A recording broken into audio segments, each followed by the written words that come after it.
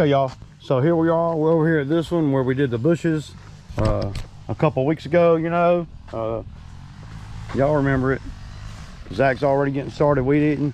Those bushes look great, man. Things going good. So today, what I'm gonna be doing today is we're gonna do this yard, and then I'm gonna drop Zach off at Sarah's, and then I'm gonna be taking the skid steer back over there to work on that job I was working on yesterday. So yeah, we got the 2 Exmarks today, and y'all see, look how full the filter is now. See, and like I've been saying in the other videos, that filter slap full, and this line right here goes all the way to the filter. Now there may be something that's slowing things up. I'm thinking it could be here, right? You know, or the pickup line that's inside here. Does that look like it's got moisture on the outside? Could it be sucking air right there? I don't know, but it did really good the other day when after I got home, of course, you know. But we're gonna cut this with it. Let me ask y'all this. So do y'all think that a bigger filter would help? A bigger filter might help us, because I haven't had it on any other machine, but this one right here, it had a big filter, you know, a lot bigger than that. And maybe if a bigger filter might help, you know, because it can pull the fuel in there and have more of a capacity to store the fuel in the filter. I don't know, man. I don't know, but I'll get some old footage here. I'm gonna cut me a place to park and all that. I'm gonna put y'all on time lapse. Let's see how quick. And I don't think it's a coil pack on this machine. It just runs too good, dude, for that.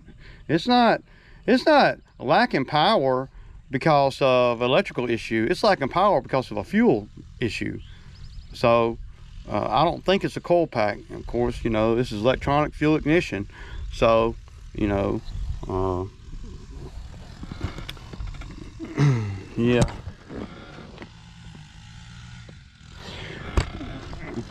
So yeah, and the last but not least, I guess, now the mechanic didn't think it was, it could be the high pressure fuel pump, but I think it's going to be something so simple. It's going to be an actual physical blockage of the fuel line, trash, something. I'm going to take out that shut off. I'm going to take that, I'm going to remove that and put a whole one solid fuel line. Okay, there's the owner there. Peace out.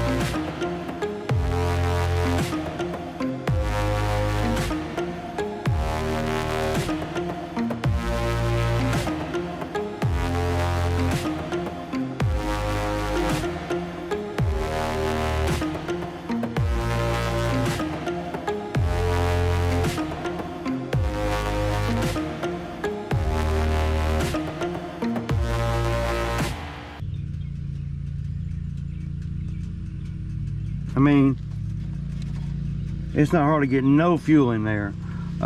It didn't start surging over here though until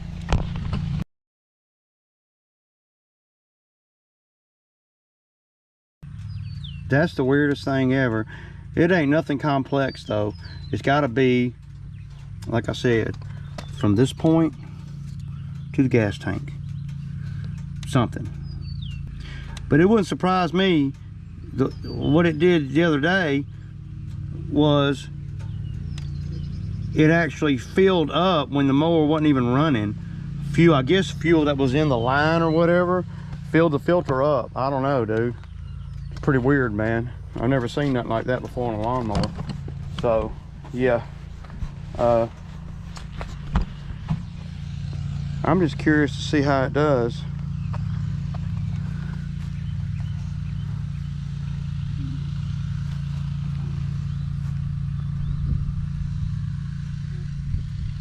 I'm just trying to think, man. I don't think it's no coil pack, man, because if it was a coil pack, it'd be running like shit, and it don't run like shit. It runs great, man. Y'all see it just cut this right here, and look, dude. Looks nice, man. Zach was playing around with a weed eater, so he's supposed to weed eat and cut the back, but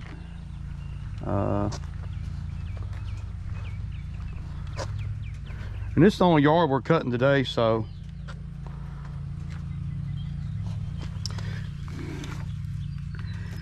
and it's almost got me kind of weary about filling the mower all the way up with fuel in case I have to dump fuel out.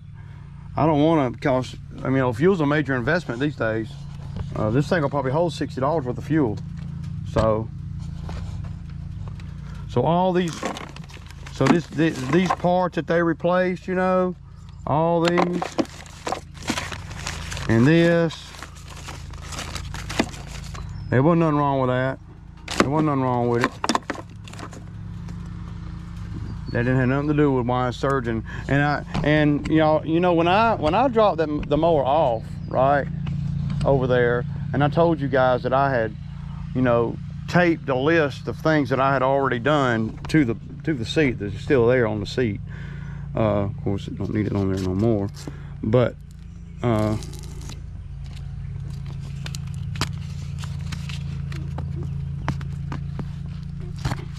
it never, I don't even think it occurred to the dealer that it wasn't getting fuel. I guess I didn't word everything right. You know, when you say it's surging, then the dealer or a mechanic automatically assumes that it's an electrical thing, and so that's what they're checking. It's a straight physical fuel thing, man. And I'm gonna fix it myself. I'm gonna find out exactly what's going on with it as soon as I have time, maybe this afternoon. But today I'm taking the Bobcat back over there to the bamboo site. We trying to earn some good money. But that mower right there with the deck and all, y'all see, that's the deck that I redid, you know, and it did great over here. So all right, y'all, so me and Zach did that one, and that's all Zach's gonna do today. Zach fixing to go blow his money or something. What you gonna do? 10 a.m. I don't know yet. All right, y'all, so I got home and we hooked the Bobcat trailer up. I dropped Zach off, headed back over here to the bamboo site, and we're gonna try to get some of that stuff cleaned up. Yeah, there's a pretty good bit to do over here still from yesterday. And I really didn't run the brush cutter that much yesterday, but I probably will today. You know, gonna make sure that the Bobcat is, you know, got plenty of water in it and everything. I'm checking everything every time I use it. So the owner over there at the property we're just at, the big property, you know, he's not liking the fact that me and Zach can do that property in an hour. I don't think he's liking that, and he's trying to add more stuff onto it. He's like, he was saying, well, you know, it took those other guys a lot longer to do it than it does you, and I was paying them less money. And so I said to him, well, where are they at? You see, they're not doing the property, you know, they're not showing up, they're not, you know, you got to pay, you know, to have a guy like me come anyway, you know. I think he was paying the other guy like $100, and I'm charging him $135, and I'm still, I couldn't charge less and make money over there. And the owner's not liking the fact that, well, he's used to somebody that may not have the equipment I got or whatever, come over there and spend, you know, 3 or 4 hours, you know, for $100 or whatever he was paying. I think he said 100. It wasn't, if it something like that.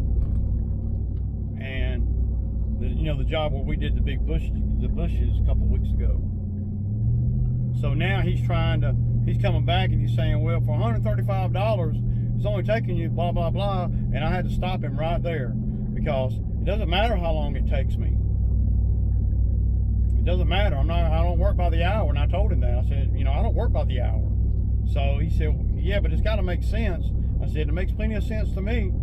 I got 2 big mowers over here. I've got my guy over here.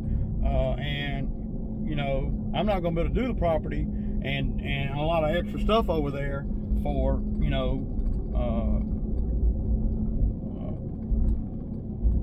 no.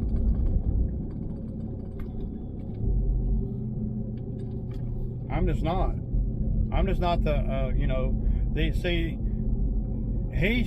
what he's saying is, you're making it look too easy. I'm paying too much money based on the time that you're here. You got to throw all that out the window when you're me. All that out the window. Because it doesn't matter how long. I'm not looking at the clock. I'm not. I go over there, I put two $15,000 lawnmowers on it, and I put Zach on the weed eating. And if he thinks we're fast now, wait until we do the property about 10 or 15 times. Once we do that, then we'll be good to go.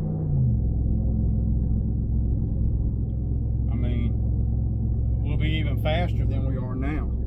See, and I'm already preparing him for that. I'm like, well, I don't know what to say. We've only cut it 3 times, and we've gotten a little faster each time, and that's the way it's designed. At the end of the day, if you're, at the end of the day, if you're me, you don't hardly start making no big money on the lawn care stuff until about the 3rd or 4th cut, because by then you have everything in order, to where you know exactly what you need to do and sequence of events that need to take place, right? So, the first time I cut it, I charged him $150 because it'd been so far out, But the last 2 times, which is what is going to be a regular cut every 2 weeks, $135. And y'all see the property.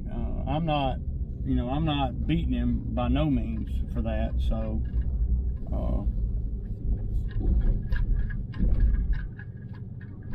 he's just an older guy that's used to working for the man, that's used to paying people by the hour. And, I'm not going to work by the hour. I had a guy come in the comments and was asking me about, what do I charge per hour to run the Bobcat? I don't charge by the hour. I just don't, man. It ain't something that, I'm not saying I never have. The only time that I charge by the hour, y'all, on anything is when I don't know how to charge. That's just me, I like to, but I don't take on every job either. I don't. There's a lot of things I just don't do because I don't feel like that's my lane, right? I can't make money in the mulch game with what I'm working with right now. I can, but I know that there's a lot easier ways to make money, and that's what I'm looking for. Easier on the labor, easier on and make more money too at the same time. So that's what I'm always preaching about. It's the truth. To work by the hour, only if I have to, and I really don't have to. Working by the hour, what working by the hour does, if you're a guy like me, is, and you got to be built this way. When you work by the hour, you're not benefiting from all your experience, right? You're not benefiting from the little things that you've learned along the way of how to do a job and to be efficient. See, I am all about efficiency, and any of you guys that follow the channel, y'all know that, right? I don't make no bones about it, man. I want to be as efficient as possible no matter what I'm doing. And if you're efficient and you practice that every day on every job, every way, then getting paid by the hour, you're losing. Just because it takes another crew 3 hours to do that $135 property don't mean it's going to take me 3 hours based on experience and the equipment that I have. So I'm not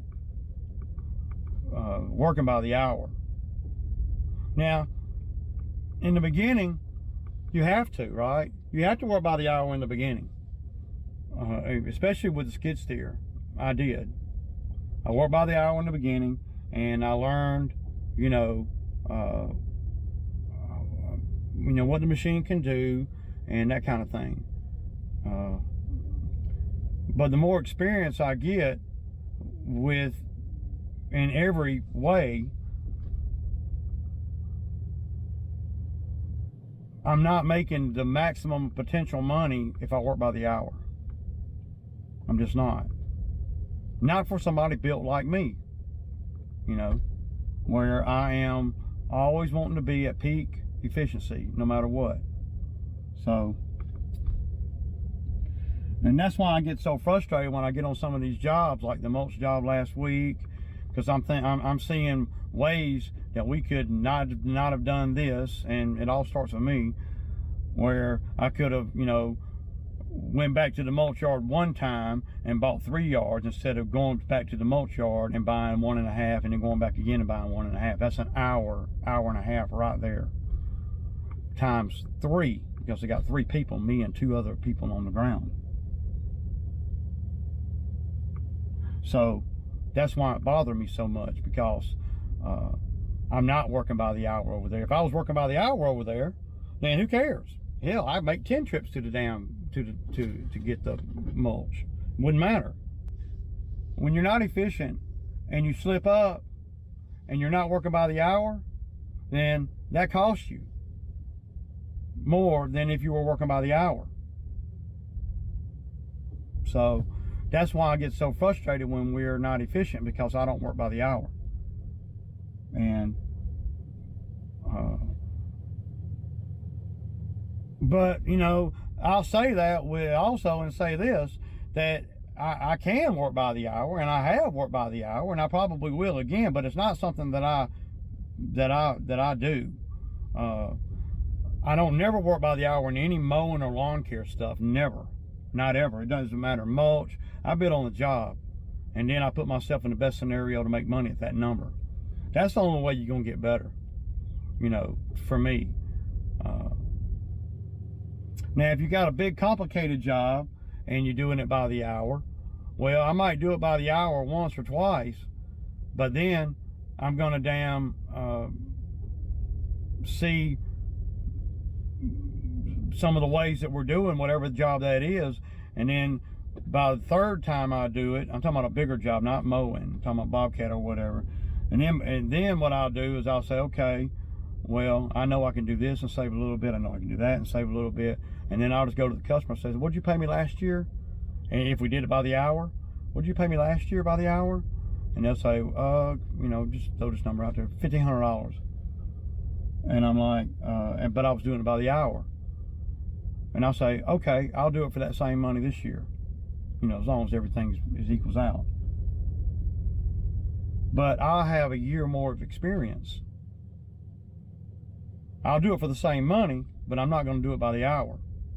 And then what happens is, usually, most of the time, unless something breaks, is usually I exceed that hourly thing that I did the year before, as far as the time goes. Usually I will have gain another year of experience, number one, and will remember the things that I could have done better on that job from the previous time that I did it. So now, instead of me being there for a day making the 1,500 with 2 people, I'm there for 5 hours making 1,500 with 2 people. Now we can go do, 4 lawns and make another $300 or whatever. See, and that's that's the kind of position you want to be in. And I thought that we would be able to do that on that mulch job over there. Though I didn't lose money over there, we weren't as efficient as we possibly could be. And that's what bothers me more than anything. The money is the money. I mean, because we sell our time out here, y'all. And if you go and work by the hour and never work by the job, you're gonna cap out. You putting a cap on how much money you can make. We'll say, okay, they're gonna pay me $50 an hour. I'm gonna work 8 hours. That's $400. Well, I'm never gonna make more than $400 in an 8-hour period. Never. If you do it by the job, well, you might make them same 400 in 6 hours or 5 hours. But you have to be thinking about what you're doing. You have to have the right equipment for whatever task at hand, and you have to be able to move with a purpose on everything that you're doing. That's why I don't pay the guys that work for me by the hour, because it's the same thing as me working by the hour, but it's scaled down. If they do a good job, I want to reward them for that. I don't want to give them I don't want their pay to max out at whatever, or their time be 8 hours and you make this amount of money, and by the hour, that's what you're doing. That's what you're saying to the people that work for you too. Work 8 hours, I'm gonna pay you $15 an hour, 15 times 8, whatever that is, or whatever, What I do is, when I'm explaining things to YouTube especially, what I do is I say, the business is gonna make blah blah dollars, and the business is gonna gross blah blah dollars. And I tell the guys this every day when before we get started. I tell them, okay, this is what you're gonna make today, this is what you're gonna make today, this is what you're gonna make, and this is what you're gonna make tomorrow. And then that puts it on them to be efficient, so they can make the same amount of money if they work until 2 o'clock, or they can be inefficient and make that same money and stay out there to 5. As long as the business makes the amount of money that I feel like it should make for that day, then, and you get the list done, it's up to us to be efficient about it, and it's usually pretty friendly if they're efficient about it. And one of the main reasons why it is because I'm out here with them. And if I'm out here with them, they're going to be efficient, or they're going to get an earful. And that's just, I mean, that's how we make money. That's how I make a living. The cornerstone is efficiency. So then you don't have to change anything when you have 3 days of rain. You don't have to change nothing as far as how you do things, because you're at peak efficiency all the time anyway. You may have to work a little bit later, or whatever, because we're trying to catch up. But that means the business makes more money for that day, which means you make more money for that day. So paying by the hour is just not something that I do. And but a lot of times what I'll do, especially when I'm explaining to you guys, is I'll go on the other side of that and I'll say, okay, we worked 4 hours. Zach got $100 or whatever. See, and then y'all could break that down for $25 an hour. I'm not going in looking at it like that. I'm going in with, the business is making this amount, I'm going to come off with this and this for them, and fuel and blah and blah, and now the business is making this. And if I can live with that number at the end of pure profit, then that's the, and that's what we do. That's how we roll. I used to try to pay by the hour, but that's not smart. It's not good business, man. And whoever came up with hourly rate or hourly pay, well, I ain't gonna do that. That seems ridiculous to me. And whoever came up with a 40-hour work week, who says we got to work 40 hours a week? Who came up with that? Some politician somewhere that's in bed with the damn big textile companies and the railroads? Is that who came up with that? I don't have to work 40 hours a week, you know, out in the field. I'll work until I get to that number that I need to get for the day. And sometimes that might be late, sometimes that might be early. Well, it is whatever it is. I don't, you know, I don't say we're going to work 8 hours. Rarely do we work 8 hours out in the field.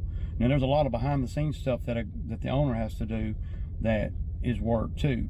Might not look like work, but it is. It's time consuming stuff. You know, bidding on more work, scheduling, and making sure we're getting all our money and all that. So it don't ever stop out here. And if I tried to pay guys by the hour, our days will be a lot longer. And I'm not going to let the guys, especially when I'm out here with them, let them drag me all the way to 5 o'clock every day just so they can get 8 hours when it's not necessary, because the business is making this amount of money and they're going to get this amount of money. So let's just work toward getting the list done instead of thinking about the time. And if I was a bigger business owner, if my business was bigger, I would still try to do the not pay by the hour thing. I would still try to do it. I don't know how, you know, how it would work, but just because a big business is bigger don't mean that they're making a lot of money. And if they are making a lot of money, it might be costing them a lot of money to run too. So you got to be thinking about that. See, my margins are great in the little business that I have, which is skid steer and the mowers and, you know, running the other truck here and there, and, you know, all the little things that we do. My profit margins are great. But when you start taking on a lot more employees, you start taking on more work, and sometimes that don't level out for you. You know, you might have been making more money with just one person out here with you and not have near the headache of 3 or 4 guys out here. So